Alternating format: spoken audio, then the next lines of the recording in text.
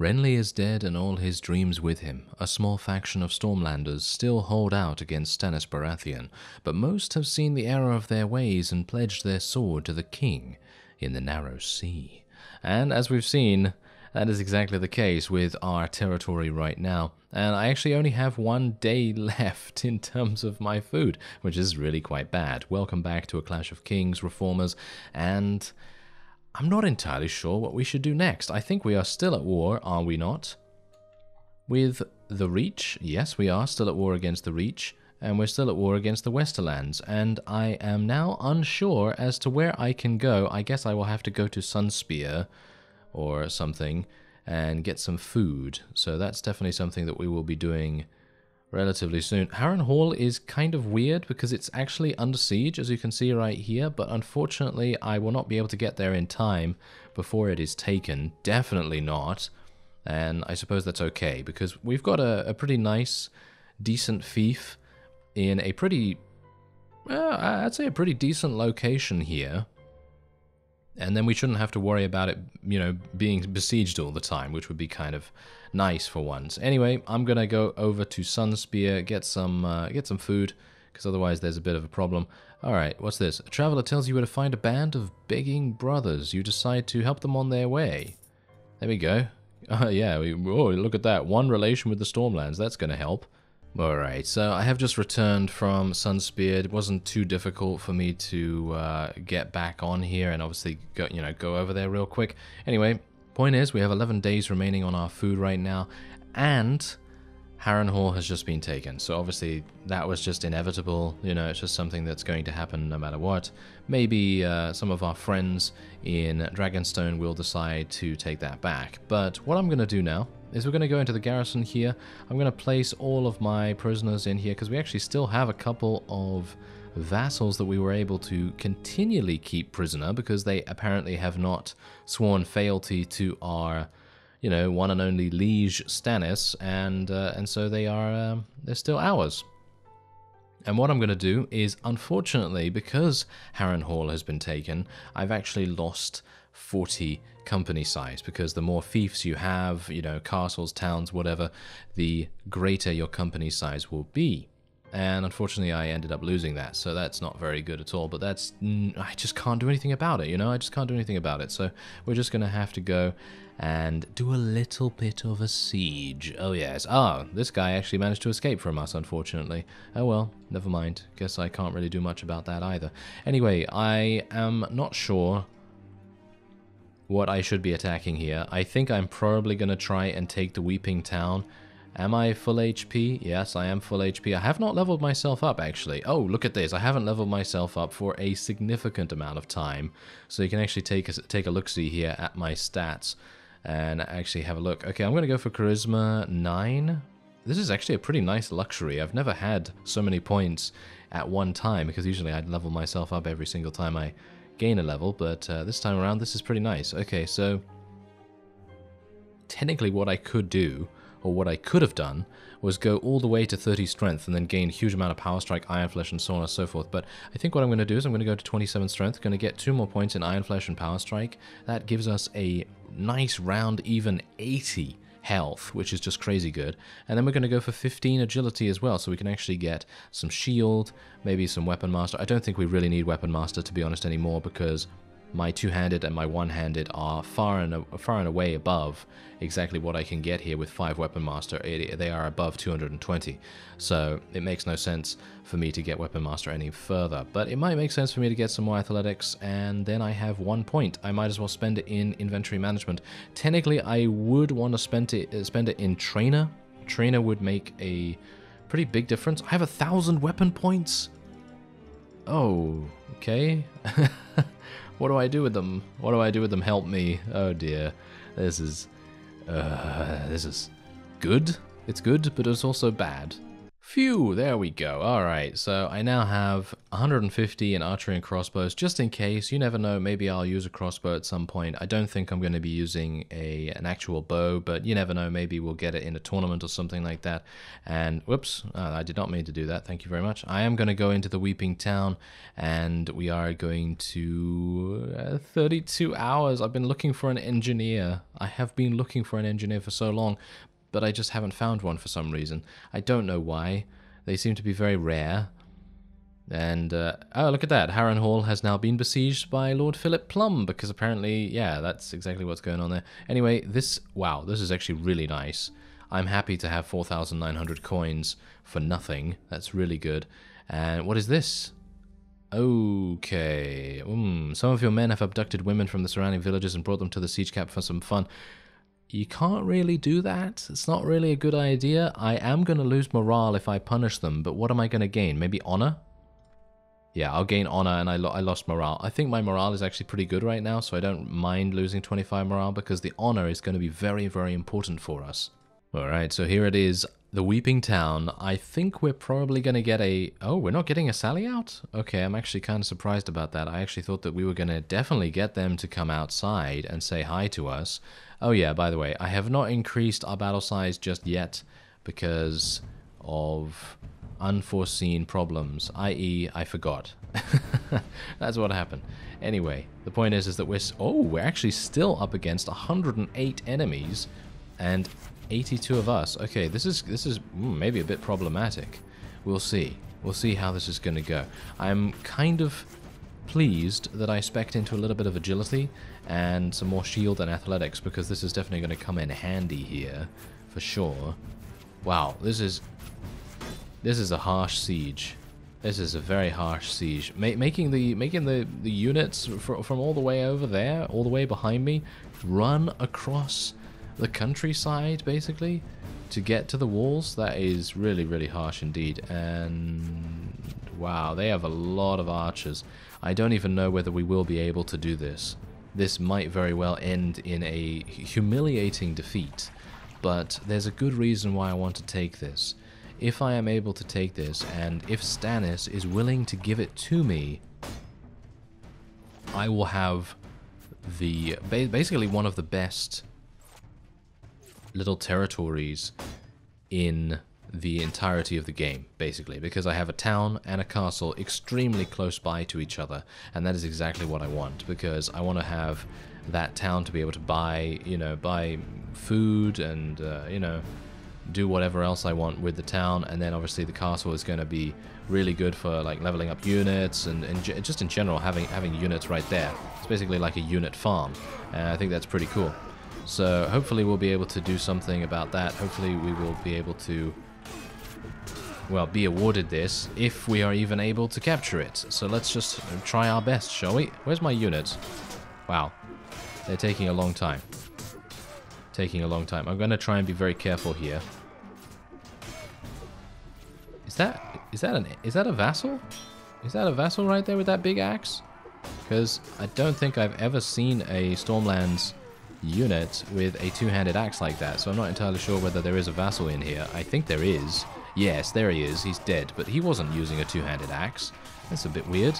Oh well, never mind. We're just going to slaughter all of these longbowmen as best as we can, and I will just let my forces do whatever they want to do. I did, obviously, as you could... I think you saw that when I went into the garrison and took out a whole bunch of people from Crow's Nest, because obviously we do have the automated recruiting going on there, and generally I will try to invest about 800 of my money every single week, basically, maybe every couple of days, because then we will just have a continuous stream of units being supplied to the garrison, and then we'll have, well, instant reinforcements basically, which is really, really good.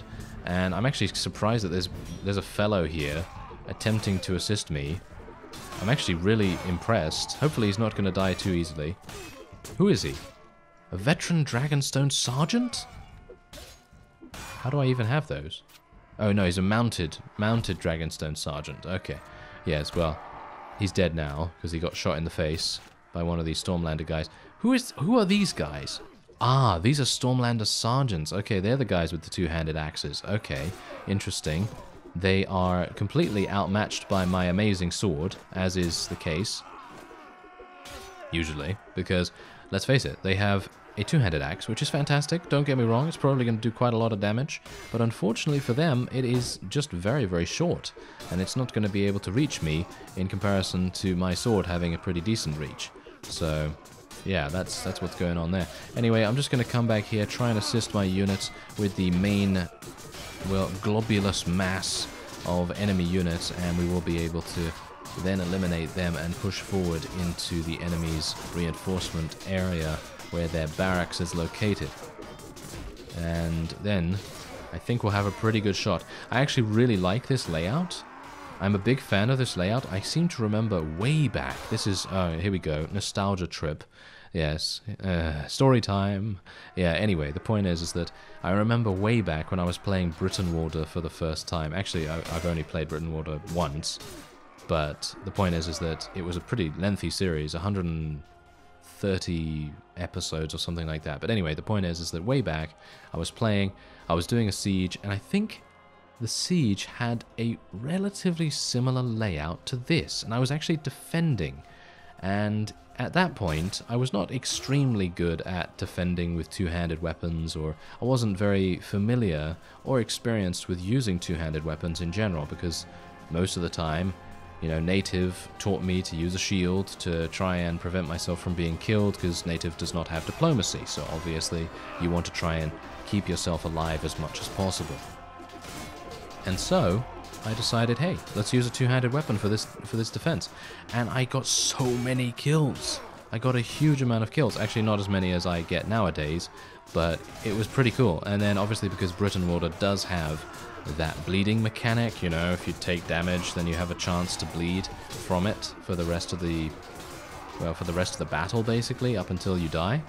Well, I then took some damage and then ended up bleeding to death. But that's actually a really fond memory for me, because I know it sounds a bit weird, because, yeah, bleeding to death, that sounds like a fun idea. No, not really. But it was kind of the first time that I'd really had some success in defending in a siege in that kind of way, because I didn't really get that much opportunity. I know it sounds a bit weird, because at that point, it didn't seem like the AI really wanted to perform sieges, and they would not usually attack any of my fiefs, mainly because maybe I just garrisoned them way too much, or maybe I was defending them relatively well or something, or maybe they were just stupid, who knows. But the point is that that was a pretty cool experience.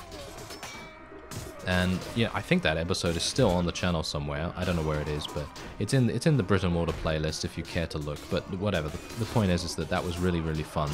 And this is the same layout as that. So that's what reminded me of it. Anyway, I think we're pretty good here. I mean, we do have to continually survive. I mean, I only have 160 units up against 400, so I have to do quite a lot of damage myself. And I think... Ooh. I actually don't know whether this is going to be a victory for us. I think we might have some problems here. I can only hope that the people coming in are going to be someone good, like mounted sergeants or maybe some knights. I don't even know whether I have any knights, to be honest. I think I have a couple, but I don't have a huge amount. So I'm just going to try and kill as many as I can along the way here. And I think we should be okay. I mean, it seems like we should be okay, because it seems like most of the enemies that are remaining are actually archers, which is going to be kind of harsh for our halberdiers, but they're just going to have to deal with it. Oh, hello. I remember these kinds of things. Okay, I'm going to go, and I'm going to try and help my guys to survive. Ow. Okay, don't get shot now. Don't get shot now, Elias. Come on, you can't get killed by these feeble archers. Come on now, these are feeble archers. They couldn't hit an apple if it was right in front of them. Come on, let's say that. Let's insult them as we slaughter them. That's the way to go. Okay, I'm going to switch to my two-handed because I am being so audacious right now. There's level 30 for Elias. Very nice. Maybe we can continue our slaughter. Wow, these archers, they don't know what's going on. They really don't know what's going on. They are just swarmed, and this is it. This is absolutely it for them. And it seems like we were able to take the Weeping Town. I'm actually kind of surprised. I mean, maybe we are still going to end up failing if the reinforcements come in and they just so happen to have a good amount of sergeants or knights or something, but I think primarily they're running in with man-at-arms now and obviously archers, and these guys are not really... well, they're not really doing much because most of the enemy are kind of blocking them from firing, so it should be pretty good. And their arrows will not be shot against us today. I'm just really thankful that these guys can't really do that much damage to me because of the plate armor. And I know that there was a couple of people complaining about that fact. You know, complaining about the fact that the plate armor in a Clash of Kings is so incredibly strong, and I agree, it is pretty strong, but you can get by it if you are the player, but usually the AI will not know how to really get by it, you know, because usually overheads are going to be the way that you will be able to defeat plated enemies. But the AI doesn't usually use doesn't usually use overhead attacks that often, so that's probably the reason why it might be a bit difficult. And obviously, if you have a poor weapon, if you have a weapon that is not exactly, you know, decent enough, then it's going to be basically impossible to defeat a plated enemy. But I guess that's the point, you know, because they are plated, and most people in plate armor, if you're attacking with a feeble weapon, they're probably going to be pretty impervious to your attack. Especially if it's against the body, you know, if you're attacking the body, it's usually going to be pretty difficult to penetrate it. But if you're attacking the head, that's a different story. So maybe those people just need to get a good weapon, like a decent weapon. It doesn't have to be amazing, just a good weapon, and just try and aim for the head, because that's usually what's going to help them out the most. Anyway, that was pretty significant. We did lose 30 units. But Elias was able to eliminate 215 of the total 458 enemies, and he manages to escape, which is... I think that's fine. I don't really mind if he escapes, to be honest. I think that's okay. And let's share the loot. We got another one of these. I'm not a big... See, this is the thing. I'm not a big fan of this particular armor because it takes so much strength to be able to wear it. And most of the companions that I have already... Ooh, this is a wonderful bow. This bow is fantastic. I'm going to try and get some of my people to wear this. I think Garrett might be able to wear it relatively soon. Anyway, point is, most of my companions are already wearing some very, very good armor. And this is going to take a long time for any of the others. It's going to just take a long, long time for any of the others to be able to wear it. So not entirely sure if we're going to be keeping most of that, but we'll see. Anyway, let's actually request that King Stannis give this to me. I don't think he's going to do it. Let's just say that. I don't think he's going to do it, but I wouldn't blame him, you know? I wouldn't blame him if he decides not to, because we do have, or we did have, 2 castles, but maybe he's not going to take that into account, and maybe he's just going to be like, well, you had 2 castles, that's just, you know, that's your lot, you know, that's all you're going to have. So maybe he's going to do that. But anyway, let's go into the tavern here. Maybe we'll find another companion, maybe an engineer. I know I said I was going to make Bryndon an engineer, but the problem with that is that he just doesn't have enough skill points. He's just taking way too long to basically level up, so it's taking kind of a bit of time to do that. Anyway, we're going to accept this offer, 3,500, and actually, now that we've just gotten that ransom, I'm going to answer a comment, because there was a comment that said, why are you ransoming all these guys? You know, why are you ransoming all the lords away and not keeping them? Because the strategy that the comment includes is basically you capture these guys and you keep them. And I've done that before. I've actually done that. And I did that in the most recent native series, and I did that in other series where I didn't need the cash. And that's the point. I actually need the cash in a Clash of Kings because there are just so many units that level up that are extremely expensive, and if you don't want to level these guys up, then that's absolutely fine. You don't have to, but personally I feel like it's it's cool to do so, because I like them to get a little bit of extra stats here and there, and even if it does cost quite a lot of money, I should have a pretty sizable amount in our treasury right now. But that's the reason why I am accepting those ransoms, because even though if I don't accept them, it makes the faction that much weaker, because obviously you do get to keep the vassals in your prisoner's hold, and it basically makes them half as strong, or, you know, quarter as strong, or whatever. And yeah, that's definitely a, you know, absolutely valid point. But in this mod, I really do need that cash, so that's the reason why I'm doing that. Anyway, as we can see, the only faction that is really weak right now is actually the Stormlands, I think. Yeah, as you can see, Cohor is okay, Bravos. Cohor has actually taken this, as you can see, but it seems like the factions on Essos are not really doing that much. And wow, the Riverlands. The Riverlands is also extremely on the back foot. They are very much on the back foot, as you can see.